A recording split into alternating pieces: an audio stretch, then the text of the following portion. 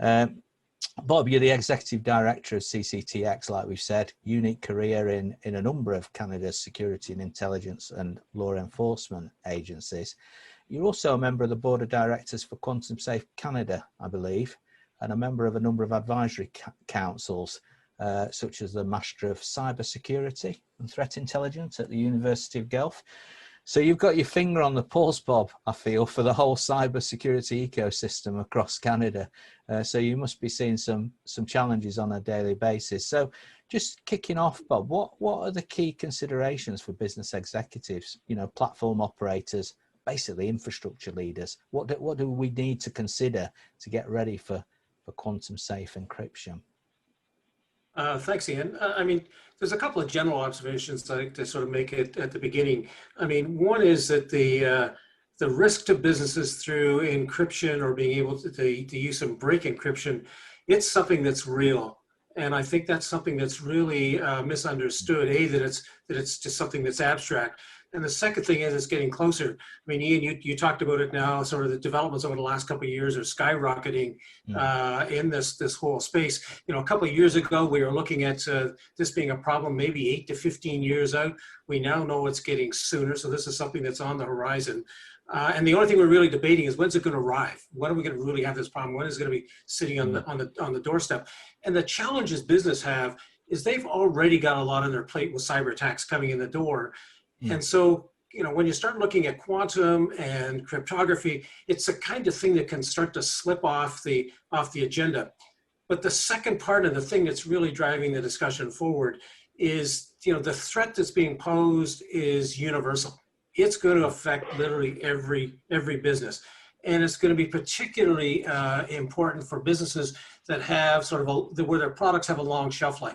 So you're looking at, critical infrastructure, oil, gas, sort of anybody that produces something that's got to be around for 10 years, you've got to start thinking about how are you going to make that quantum safe encryption safe as you go through it. The same thing applies for companies that have got data or information that's got a long shelf life, things like some intellectual property that you've got.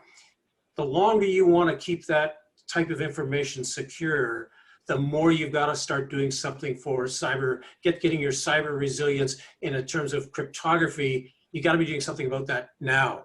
And the thing is, a lot of companies start, when you start talking about quantum, they start to throw their hands up and say, "Oh, I haven't got a clue what that's all about." And what I like to talk to them, to say to them, and say, "Look, this is just a business problem.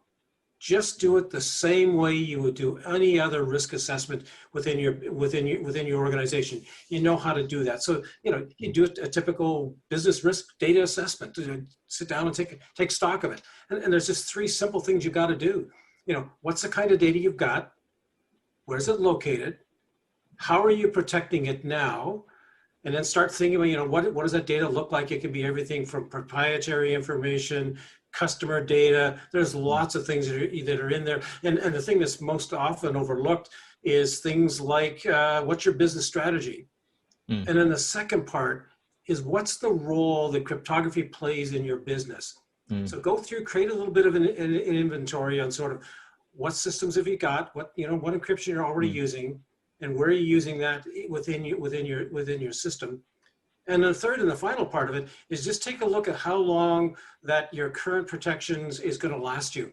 Then take a look at that information and say, okay, I know I've got to keep my information secure for this long. And if you know your encryption isn't going to last that long, then you've got a problem. You're going to start doing something with it. And I think that's where it becomes easy then for companies to sit down and start to just have that conversation around with your executives and say, look, we've got to start looking at this now. Treat it as the regular way you would do a business, any part of business risk assessment. What's the residual risk coming out of that? And probably as business leaders, what you want to be doing is getting your executive teams involved in it. Sit down, starting to look at it, starting to think about this as something you've got to be doing just as part of your normal business operation, and look at it as a business investment. This is an opportunity to get you ready for the future. And that future is going to be a journey. This isn't something you're going to sit down and do, oh, here's the one thing we're going to do, and now it's off the plate. This is going to be a whole business approach. It's going to take you some time, and it's going to be an ongoing ability or ongoing capacity that you're going to have to be building out. Yeah. Some really good advice there, Bob, and I think we're getting the sense that this is timely, aren't we? This is now, you know, and actually the iron cap solution is timely and it's now, rather than sort of 5-10 years down the line.